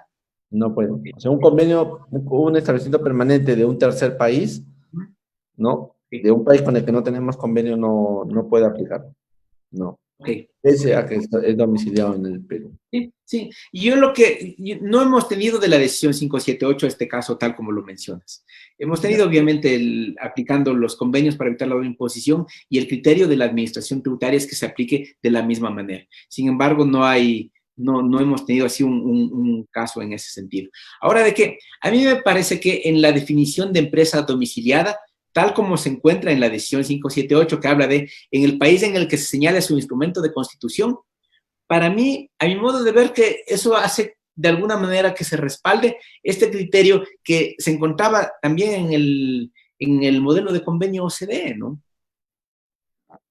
Sí, es verdad. Tiene sentido lo que vas diciendo, sí, pero ¿podrías desarrollar un poquito más ese concepto, por favor? Claro, y es más, a ver, es que tiene dos partes. La definición de empresa domiciliada tiene una segunda parte que para mí es complicada. En primer lugar, paso a mencionar la definición de empresa domiciliada. Empresa domiciliada, según la decisión 578, es aquella está domiciliada en el país en el que se señale su instrumento de constitución. Es decir, para mí, ¿cuál es el instrumento de constitución? vamos a encontrar el siguiente caso. Necesariamente en el instrumento de constitución va a mencionar que se encuentra en el Ecuador, en nuestro caso. Por lo tanto, visto desde la óptica de lo societario, no se debería hacer demasiada complicación. Ya voy a mencionar un pequeño caso. En términos generales, no hay problema. Segunda parte, lo que tiene que ver con... hay una parte que dice, hay una especie como de administración efectiva por omisión, que nos dice que si no existe instrumento de constitución o ese instrumento de constitución no te señala el domicilio, la empresa se considerará domiciliada en el lugar donde está la administración efectiva. Parece que intenta acercarse a modelo OCDE, ¿no? Pero yo digo, en la práctica, al menos desde mi lado, y no he encontrado un solo caso en el que no exista un instrumento de constitución o por el otro lado de que no se señale el domicilio. Por lo tanto, para mí se me hacía complicado entender a dónde iba esta segunda parte. No sé si ustedes han tenido algún caso así en el Perú. A mí me gustaría que sea más tipo modelo OCDE, ¿no? Que le pongan, que ya no sé, sí, que le pongan, sí, que le pongan tipo modelo OCDE, alguna cosa así. Voy a hacer un paréntesis, si te parece, sobre nuestro tema de la decisión para tocarte un punto que a mí me parece importante y que está, claro, vinculado con este tema, pero que nos llama la atención aquí, ¿no? Ya es pública la sentencia de la Corte Nacional de Justicia del Ecuador, no sé si te acuerdas del caso Cartorama, en el cual, entre otros asuntos, se discutió la procedencia de un reparo de la Administración Tributaria Ecuatoriana a los precios de transferencia por las operaciones de compra de materia prima de Cartorama, su vinculada a Universal Paper. No sé si has conocido ese caso, pero cuando yo lo revisé, notaba que, creo que era el ejercicio 2005, 2006, pero en el 2005 la Corte había admitido la prevalencia del método de precio comparable no controlado, con comparables internos, sobre el método de márgenes transaccionales de utilidad operacional. Y la Corte diría, eso está conforme con las normas internas ecuatorianas, y la Corte ha hablado de las guías de precio de transferencia de la OECD. Y luego en el ejercicio 2006, la Corte había aceptado que se justifica cambiar el método de análisis al margen transaccional de utilidad operacional ante la ausencia de información de comparables internos, ¿no? Y además había descartado, cosa que me pareció interesante, el uso de ajustes de comparabilidad por capacidad ociosa. Entonces me parece que esta sentencia, yo no la he conocido en su integridad ni sé el contexto de la misma, pero parece una sentencia muy interesante para conversar, ¿no? ¿Cuál es la experiencia jurisprudencial, querido amigo, sobre precio de transferencia en Ecuador? ¿Y cómo están concibiendo los tribunales ecuatorianos y tu doctrina el rol de las guías de precio de transferencia en la aplicación de las normas ecuatorianas? Ok. He salido un poco del tema, discúlpame, pero No, y está muy bien. Creo que ese es un tema que debe desarrollarse. El tema de cómo analizan, cuál es el análisis de los jueces sobre temas de precios de transferencia. Podríamos dividirle en algunos temas. En primer lugar, las primeras sentencias sobre precios de transferencia, es posible evidenciar que el juez ha preferido meterse más en temas procedimentales, en aspectos formales, antes que en aspectos sustanciales. En esta primera etapa, entonces, y uno dice, ¿y por qué no se metió al tema sustancial, no? Sí, ¿por qué no se metió? Puta, me pones pones contra la pared. Primero iba a venir la administración tributaria, ahora viene la función judicial contra mí. Yo te voy a dar asilo político, no te preocupes. Luego, a ver, es variada el análisis, las sentencias jurisprudenciales. Yo he encontrado algunos temas bastante interesantes, pero creo que sí hace falta desarrollo jurisprudencial. No es no es uniforme el conocimiento de los jueces sobre precios de transferencia. Hay jueces que conocen que no son la mayoría. Y que tú puedes ver justamente en el análisis, ¿no? Yo creo que independientemente de cualquier cosa, tú le ves, si se quedaron solo en el tema procedimental cuando pudieron ir a aspectos más sustanciales, es porque hubo alguna cosa, ¿no? Probablemente le dio miedo al juez pronunciarse sobre temas de precios de transferencia. Pero creo que están avanzando. Eso te decía, por eso le distingo en etapas. En esta nueva etapa ya se encuentra cada vez más, hay sentencias de precios de transferencia. Estamos intentando con alguna gente hacer una especie de recopilatorio sobre las sentencias de precios de transferencia, que es algo que necesitamos, algo que no se lo ha hecho. Es que, mira, y te voy a decir una cosa, no es solo un tema de la función judicial. Es un tema también de las empresas en general, es un tema de los tributaristas que muchas veces le ven como, ay, es temas de precios de transferencia, chuta, eso es algo muy complicado. Pero que tarde o temprano les toca meterse en eso. Así que ya vemos que más por obligación están dando ese paso. Me parece muy, muy sorprendente, por lo menos en mi perspectiva de mis ideas de soft law, que la Corte haya dicho que las guías de precio de transferencia se aplican así directamente. No supongo que habrá alguna corbedura legal. ¿Qué pasó? O vinieron los actores de la OSD. Te voy a contar un caso. Si antes tenía problemas con el Estado ecuatoriano, ahora voy a tener problemas con el Estado colombiano. Y pasó lo siguiente. A ver.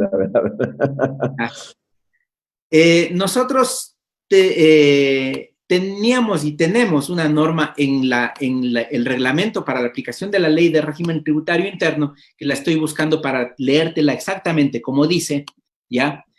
Que habla acerca de cuál es el valor de las directrices sobre precios de transferencia en nuestro país. Se les había puesto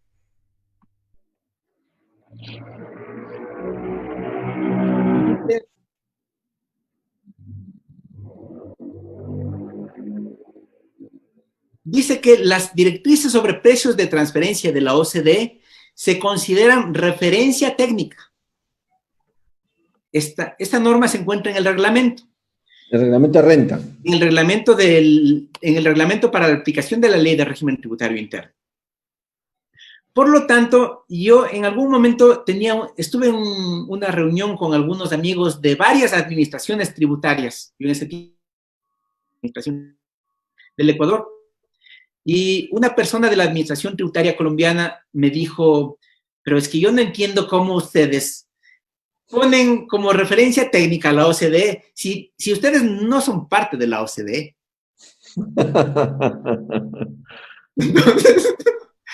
Entonces, yo me quedé pensando, y bueno, luego algún amigo de otra administración tributaria me dio la razón, me dijo, te voy a contar por qué esta persona dijo así.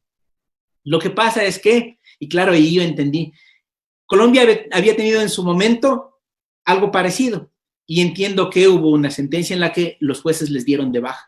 Sí, así fue. Entonces, esa es la razón por la que me habían golpeado tan duramente. En nuestro caso, nosotros la mantenemos. La idea se ha dado la idea de que no es una norma de carácter jurídico, obviamente, que es simplemente una referencia técnica. Y ojo, se pone una salvedad.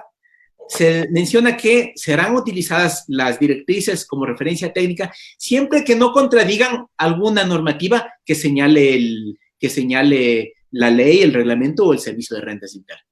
De esa manera nosotros nos hemos cubierto. Ahora sí, no. Eso quería comentarte. Está bien. Yo creo que la Corte Suprema de tu país se ha pasado más allá de tu reglamento, pero bueno, ya me contarás en alguna otra de nuestras reuniones. Ahora me gustaría pasar al artículo 18, si te parece, que es el artículo sobre la no discriminación, el principio de no discriminación, ¿no? Que más o menos se parafrasea así. Ningún país miembro aplicará a las personas domiciliadas en los otros países miembros un tratamiento menos favorable que el que aplica a las personas domiciliadas en su territorio, respecto a los impuestos que son materia de la presente decisión. Ujú. Entonces, yo quería preguntarte qué similitud le encuentras o parecido o alejamiento con el artículo 24 del modelo de la OCDE y luego si has tenido alguna aplicación práctica de esta situación en el territorio ecuatoriano, sea por el Servicio de Impuestos Internos o eventualmente por las Cortes ecuatorianas, ¿no? Sí, no hemos tenido, o al menos yo personalmente no he tenido algún caso práctico acerca de esto. Voy a comentar cómo lo veo y solo para efectos de carácter, solo porque es mi opinión. Tampoco he visto que se haya desarrollado este tema en los escritos que ha habido en el país.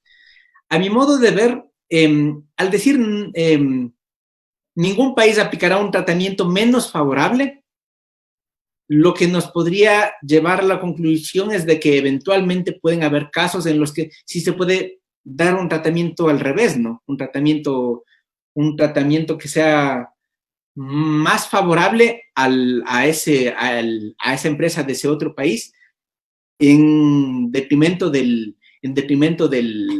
la empresa del Ecuador. Salvo eso, pues sí le veo que pueden existir algunos elementos parecidos a lo que tenemos en el modelo de convenio OCDE. Sin embargo, en el modelo de convenio de la OCDE sí tenemos algunos casos mucho más específicos de aplicación de esta cláusula.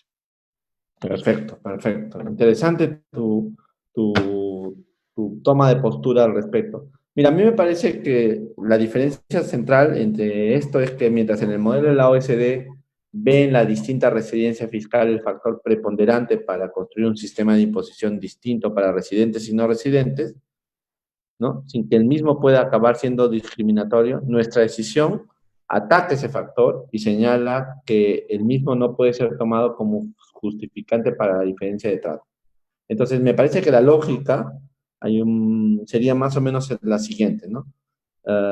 Si queremos integrar el mercado común, entonces no debemos permitir que alguno de los residentes en otro de nuestros territorios, cuando quiera realizar una actividad económica en el territorio, se vea frustrado porque lo están discriminando, ¿no? Es un poco, me parece la idea. Hay una opinión de la Administración Tributaria peruana bien interesante, que es el informe 183-2010, hace muchos años atrás, ¿no? Que dice lo siguiente: lo previsto en el artículo 18 de la decisión persigue que los individuos o empresas pertenecientes a un país signatario no sean tributariamente tratados en los demás países signatarios de manera más onerosa que aquella en que estos países tratan a sus propios individuos o empresas.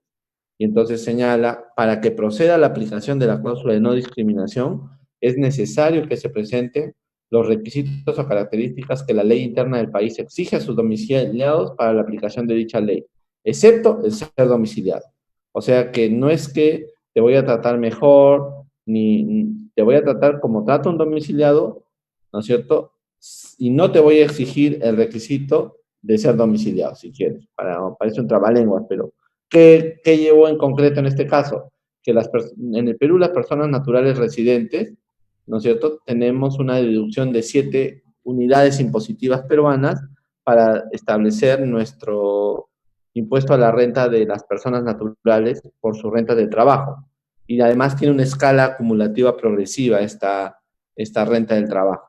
Entonces, esta deducción de 7 UITs fue pedido por un sujeto cuando realiza su actividad en el territorio sin domiciliarse. Entonces, la SUNAT ha dicho, bueno, aplíquesele también.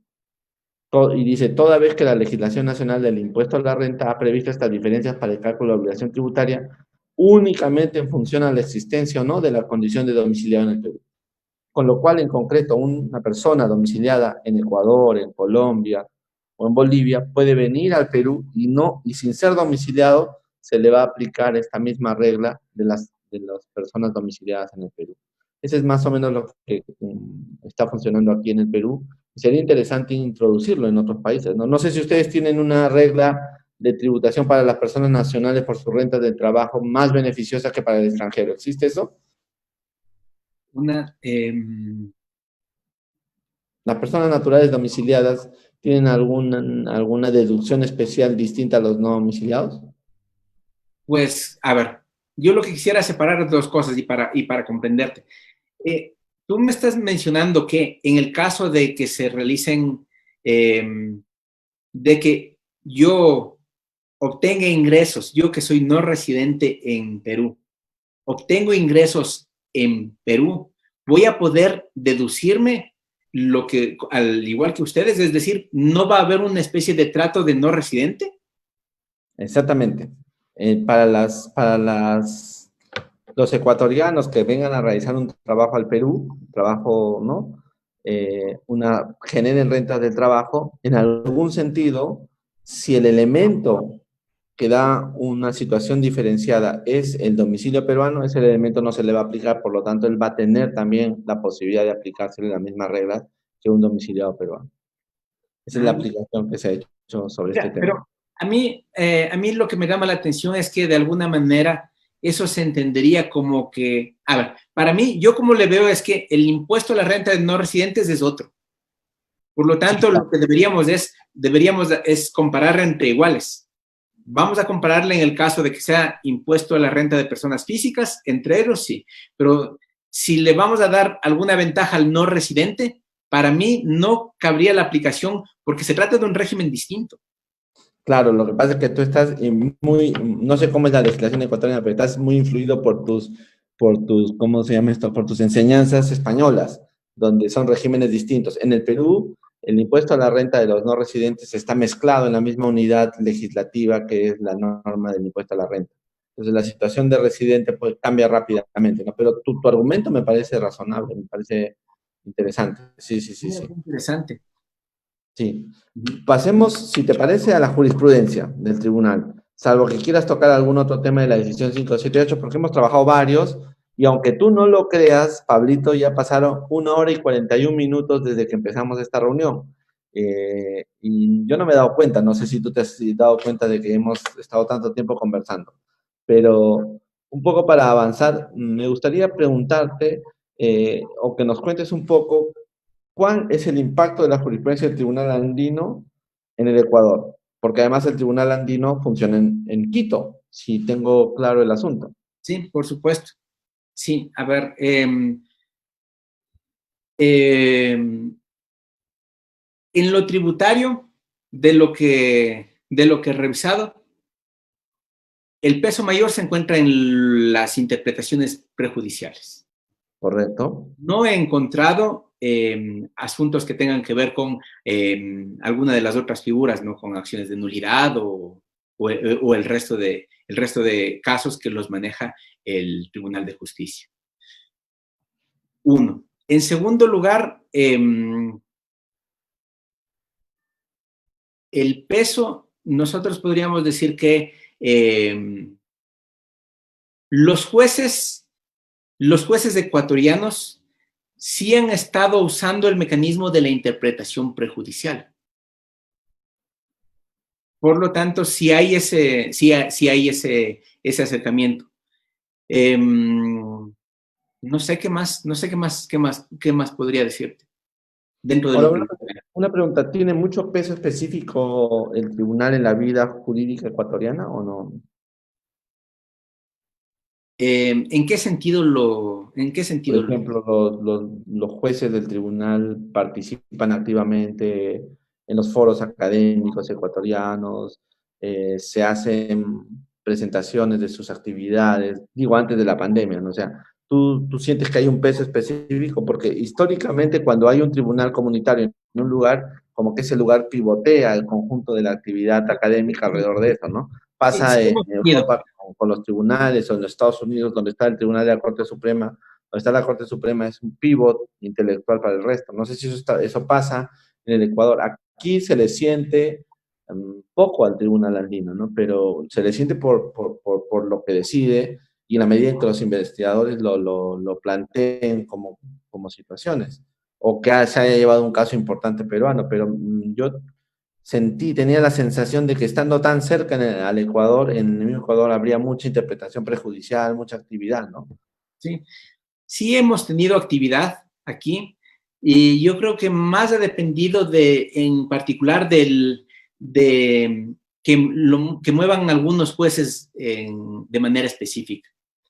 Igual vale destacar las cosas que, por ejemplo, las actividades que impulsó en su momento José Vicente Troya. Sí, exacto. Bueno, yo te tengo una anécdota con José Vicente, ¿no? Que te quería contar. Si recuerdo bien, fue en el ILAT de Santa Cruz. No me acuerdo si en el de Santa Cruz ya se me confunden los tiempos.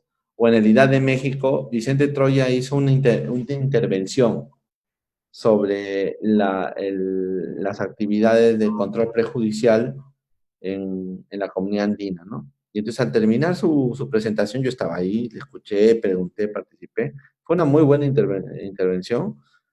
Vicente baja al fin del podio, yo le digo, profesor, eh, buenísima su intervención, me dijo, muchas gracias, ya nos conocíamos, ¿no? Y le digo, profesor, ¿usted cree que podamos publicar su artículo en mi revista? Sí, claro, me dijo, cogió sus papeles, los dobló y me dijo, tome, encárguese. Así que yo cogí los papeles, me los traje a Lima y se publicaron. Y después yo se lo mandé, tuvimos un intercambio epistolar a propósito del artículo, ¿no? Porque lo voy a tener a propósito de esto, lo voy a publicar en la página de Girit para que lo conozca la gente. Pero me pareció una persona de una amabilidad en ese momento, de un desprendimiento personal tan grande, ¿no? Y él efectivamente había trabajado eso. Cierro mi paréntesis de anécdota y te devuelvo el uso de la palabra. Sabes que aquí, a ver, aquí tenemos algunas ventajas.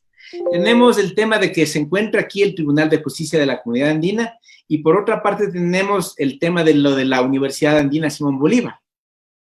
Eso hace que se refuerce el trabajo, el estudio de los temas comunitarios.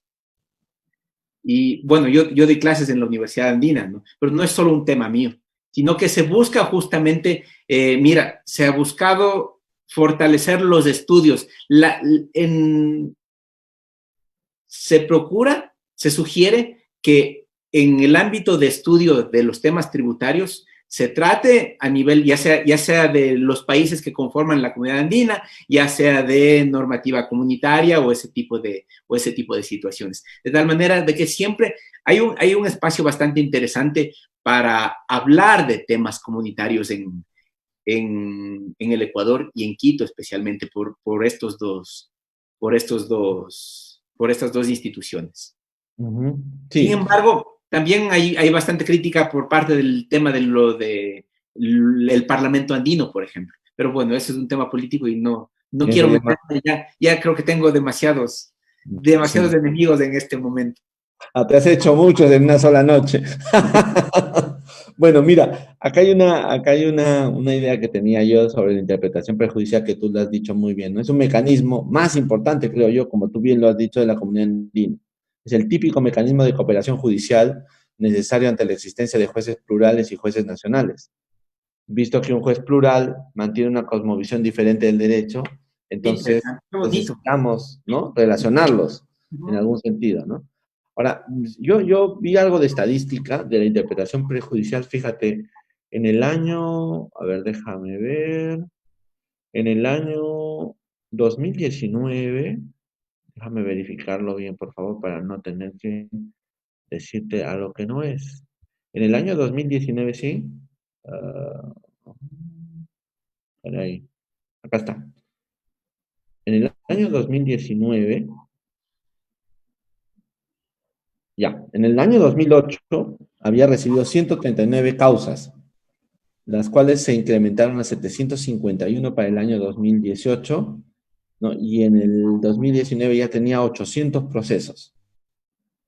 Y en el 2018 ellos resolvieron 619, con lo cual tuvieron un pasivo de un montón, ¿no? Y, o sea, ha crecido su carga, pero ha disminuido, mejor dicho, se sigue realizando con el mismo personal que tenía hace 10 años. Y ahora, fíjate, si lo hacemos un corte por países, Colombia es el país que más acude al sistema de la cooperación judicial. Me imaginaría. Tiene 482 interpretaciones prejudiciales solicitadas. Y luego, aunque te parezca sorprendente, le sigue el Perú con 163 solicitudes. luego Ecuador con 73 y por último Bolivia con 19. El activismo en el Perú se explica por la decisión sobre marcas y patentes, Me ¿no? imagino. O sea que ha crecido la interpretación, mejor dicho, las solicitudes, el tribunal sigue funcionando igual y ocurrió esta crisis de presupuesto, ¿no? Que aparentemente la crisis de presupuesto ya estaría solucionada, aparentemente, ¿no? Eh, Colombia está prácticamente al día en sus cuentas. Hubo un préstamo, como te comenté hace un rato, que había solicitado a favor del tribunal. La historia es más o menos así. Desde que empezó la pandemia, la situación de pago de los aportes de los cuatro países disminuyó un montón y sin embargo se pidió, el Consejo Andino de Ministros de Relaciones Exteriores y la Comisión de la Comunidad Andina autorizaron que la Secretaría General le haga un préstamo al Tribunal Andino para que siga funcionando. Como te digo, Colombia está prácticamente al día. El préstamo cubre temporalmente los aportes de Ecuador y Bolivia correspondientes al 2019. Y ahora Perú, Ecuador y Bolivia estamos debiendo las cuotas del primer semestre del año 2020. Ahí estamos. Entonces, la pregunta es si tú ves viabilidad financiera de parte del Ecuador para seguir apoyando al Tribunal Andino o no lo ves. Chuta, está complicado. Está grave la cosa. Yo te tenía que dar una última pregunta de este tipo, pues para ver si, cómo ves el presupuesto. Está, las cosas están bastante graves en el Ecuador. Sí, sí, sí, sí. Por eso es que, bueno, mucho dependerá del tema de que consigamos dinero de los organismos internacionales. Parece que hay algo, sin embargo, no sabemos por cuánto tiempo podría ser. Es necesario en este momento hacer una reestructura total del Estado. Ya estábamos mal el año anterior y llegó la pandemia a agravar aún más la situación. Entonces, chuta, a mí sí me parece bastante complicado. Me parece un tema muy, muy, muy, muy, muy, muy delicado. Sin embargo, por su importancia, yo creo que es uno de los temas a los que deberíamos apoyar. De acuerdo. Mira, Pablo, hemos llegado ya a las 2 horas de conversación. Yo me la he pasado muy divertido, la verdad. Yo no sé tú, bueno, tú te has ganado los enemigos, cantidad de enemigos hoy día con todo lo que has dicho.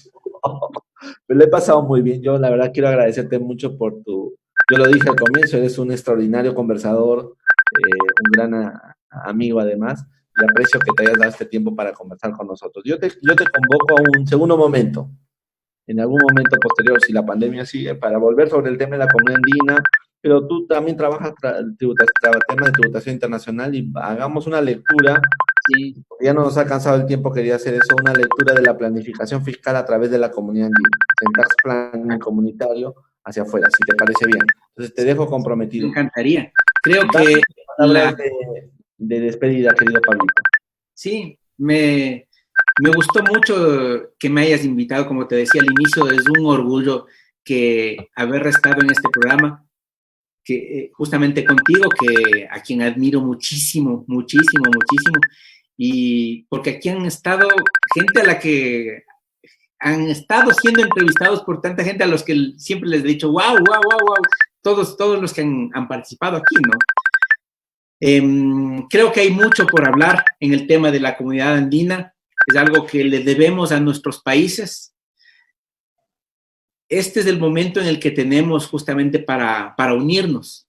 Creo que si bien es un tema desde el lado de los políticos, desde el lado académico, es de donde nosotros podríamos apoyar a eso.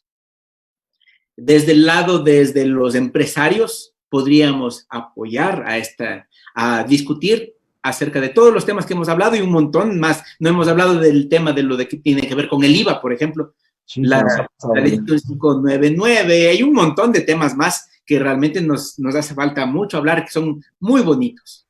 ¿Qué es lo que hay un montón de tareas que están inconclusas y que nosotros desde la academia, desde el sector privado, desde varios lados, podríamos impulsar, podríamos apoyar? creo que se nos viene, uno de los temas más importantes que se nos viene es el tema de a dónde va la decisión 578, ¿no? Quiero agradecerte a ti, quiero agradecer a todas las personas que han estado ayudando, viéndonos y escuchándonos en los diversos países, saludarles desde el Ecuador. Gracias. Querido Pablito, muchas gracias. Primero por tus palabras hacia mí, inmerecidas totalmente, pero lo agradezco. Y segundo, te digo que le hemos pasado muy bien. Te comprometo a un segundo programa hacia las Navidades ya, para siempre que no te sigan persiguiendo, efectivamente. Y bueno, con todos Probablemente ustedes, ya estaré viviendo en Perú. está bien, serás bienvenido, serás Un país que bienvenido. me encanta, ¿no? Será bienvenido. Bueno, somos tan parecidos en realidad, ¿no? O sea, nuestras maneras, Sí. idiosincrasias son muy parecidas. Bueno, con ustedes también, queridos amigos, muchísimas gracias para los que nos están viendo en directo o para los que nos van a ver durante este fin de semana. Aprecio, como siempre, vuestra sintonía enorme que tenemos y les anuncio que el siguiente viernes tendremos a una amiga común colombiana, Jessica Masi, que es una estupenda profesional, ella trabaja en KPMG y vamos a hablar de las revelaciones de planeamientos tributarios, las exigencias internacionales que hay ahora sobre esa materia y bueno, vamos a ver de retomar estos temas también con ella. Bueno, muchas gracias Pablo, hasta la próxima y Muchas estamos, gracias. espero que nos veamos en Quito o Luis, en un Lima gusto. en algún momento. Y nos Adiós, vemos en gracias por Quito o en todo, Lima. hasta luego. Y con Igual, usted.